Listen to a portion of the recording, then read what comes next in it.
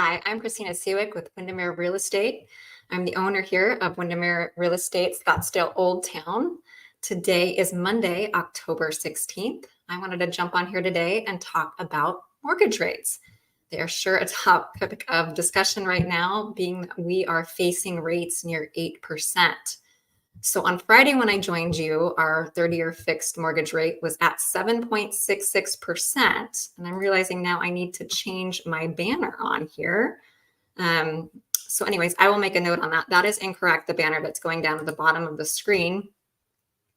It is actually today, it's October 16th, and we are at 7.8%. So you can see the difference from when I joined you on Friday to where it is at now. So today we are at 7.8% for the 30-year fixed. And why is that? What happened that made these rates go up? So mortgage rates today jump back near long-term highs.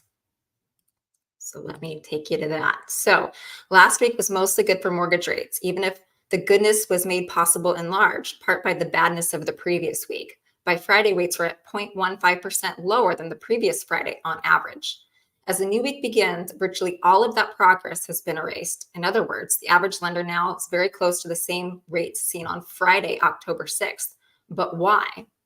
Unlike those moments where we have a clear culprit, like a strong jobs report or higher than expected inflation numbers, today's rate spike is a product of vague generalities. If you're determined to try to connect the dots, here are a few ways to try. The gap between longer and shorter term bonds experienced increased volatility last week due to geopolitical issues and new messaging from Federal Reserve speakers. Part of today's weakness is a reflection of that volatility continuing to be played out. Traders were more upbeat on bonds on Friday, possibly reflecting the closing of short-term positions, bets on rates, which were closed by buying bonds. This pushes rates lower ahead of the week with increased geopolitical risk.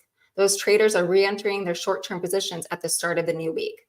We may have a chance to see more normal reaction function tomorrow after the release of the retail sales data from September.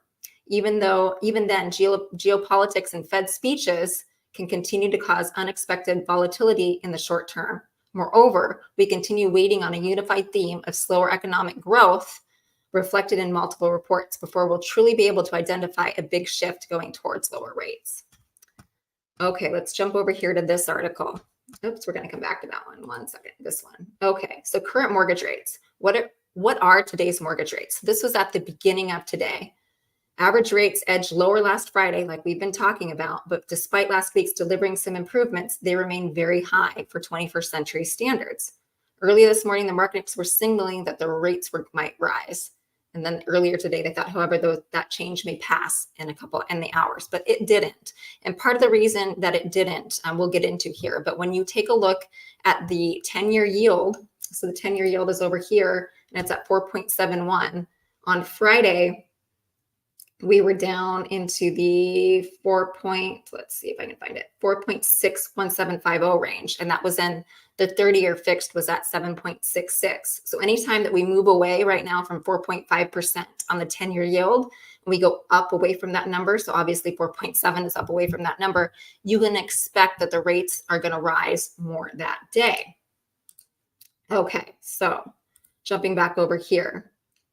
How your mortgage interest rate is determined. So these are some factors to think about and what's going into today's rates.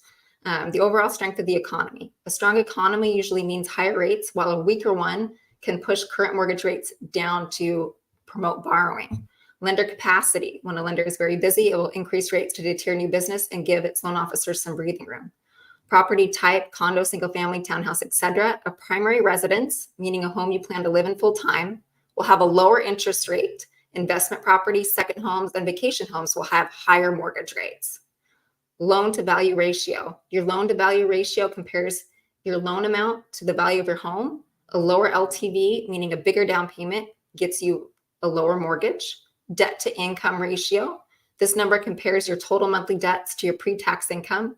The more debt you currently have, the less room you'll have in your budget for a mortgage payment. Loan term, loans with a shorter term, like a 15-year mortgage, typically have lower rates than a 30-year loan term. Borrower's credit score, typically the higher your credit score, the lower your mortgage rate, and vice versa. Mortgage discount points. Borrowers have the option to buy discount points or mortgage points at closing. These let you pay money up front or lower your interest rate. And remember now, you can also ask for seller paid closing costs in this market, and 1% is a quarter point when you're looking at that. So if you have house price is $800,000 and a seller wants to offer 1 percentage point off, that's an $8,000 credit, and that'll bring down your loan amount by 0.25 of a point. So that's just something to consider as well. And right now here in Arizona, there are a lot of seller concessions. So make sure that you talk to your real estate agent about that. Or if you want to reach out to me, I'm more than happy to talk to you about it as well. And then I'm not a mortgage expert here. I'm just trying to provide more clarity on what's going on today and why the mortgage rates are so volatile, because they definitely are out there today. Okay, and here was an interesting article. I always get asked, is this market that we're experiencing today, is it very similar to 2008? And my answer is no, that it is not. But this was an interesting article that the housing market is following a similar playbook from the 1980s when mortgage rates doubled. Here's what it can mean for home buyers today. So let's see what this is about. There are striking parallels between today's housing market and the housing market of the 1980s, according to Bank of America. High inflation, surging mortgage rates, and pent-up demands for homes from a growing demographic boom are just some of the few similarities between today and 4 decades ago.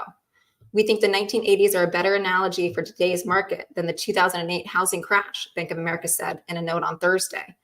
Inflation soared through the 1970s and into the 1980s. Mortgage rates doubled from about 9% to 18% in 1981, and baby boomers were entering their prime home buying age. Fast forward to 2023, inflation has surged. The average 30-year fixed mortgage rate has doubled from 3% to about 7%, and millennials are driving pent-up demand for homes as they enter their prime home buying age. So what does this mean for housing market to go forward? It means that the prices are unlikely to rise from here and could slightly fall, but not as much as they did during the 2008 housing crash, Bank of America said. I agree with that, and I don't think anybody really has a crystal ball on that, but I think prices are going to stabilize and maybe come down a little bit. They're definitely not going to crash, in my personal opinion. The question is, how long can today's consumers stomach high mortgage rates as it pushes affordability for millennials to unobtainable levels? Persistently high mortgage rates should make the decision for purchasing a home they will make the decision of purchasing a home more challenging in the near term. Indeed, favorable demographics were not enough to hold up the market in the 1980s and will likely not be enough to stimulate the market this time around. There are other similarities between today's housing market and that of the 1980s. The bank added, home prices surged over 16% in 1979, then essentially flatlined as year-over-year growth slowed, just 0.5% in 1982. Additionally, homes existing sales fell 54% from peak to trough. After the COVID-19 pandemic, home prices jumped nearly 21% before flatlining 0% year-over-year growth. Meanwhile, existing home sales have plunged nearly 40%. And think about that. So here in Phoenix, Arizona, we were up. Our height of our market was around April of 2022. And then we went down a considerable amount, about, in the 20% range. And we have since made back most of that that we lost, or maybe a couple percentage point or here or two off, depending on where you are located around Maricopa County. But we've come back from those numbers. So for now, there's no sign of excessive housing development, and household debt is not much of a concern, B of A said, but warned there should be more turbulence ahead as prospective home buyers struggle to keep up with soaring mortgage rates. Limited inventories, high prices, and labor shortages can be headwinds for some, but the good news is that single-family permits have held up for the last several months. Affordability is likely to improve as the Fed cuts rates. At that stage, we should be able to see a more stable housing market. Until then, hang tight and maybe a bumpy ride, Bank of America concluded. So yes, I think right now, it's definitely volatile. If you find that interest rate, or rather that payment that you feel comfortable at as a buyer, I think that you should go ahead and buy the house. Not because I want to push anybody into buying a home, or that I just want to say now is always a great time to buy. That's not true. It's not always a great time to buy. If right now you don't feel comfortable and you're priced out of the market and you just think that, gosh, I can't, what I want, that's just not out there, don't buy something that you don't feel comfortable with. Absolutely not.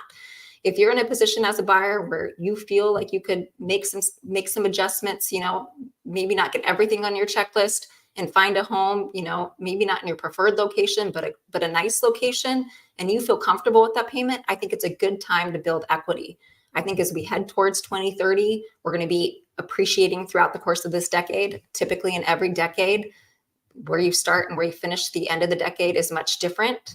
Homeowners tend to gain a lot of equity over the course of a decade. Historically, that's happened every single year. I know since I've been looking at it, let's say from 1980, so for the last 4 decades, that's been true. I think they're not making any more land. So if you can jump on it, I think it's a great way to build wealth. But sometimes, as a seller, maybe you can't be the buyer because it just doesn't make sense for you to sell. I was talking to a seller today and I let them know, I can't advise you to sell your home at this market if you don't have to. So I think it's definitely important to find a real estate agent that you know, like, and trust that will give you honest answers, no matter what those answers may be. And I don't have the answer for you specifically. You're going to have to make that decision, but I am here to hopefully provide you with all of the data so you can go ahead and make the best educated decision for yourself. All right. Thank you for tuning in today. I hope that was a little bit beneficial. I'm Christina Sewick. I'm the owner of Windermere Scottsdale Old Town, and I will be with you later on this week. Have a great day.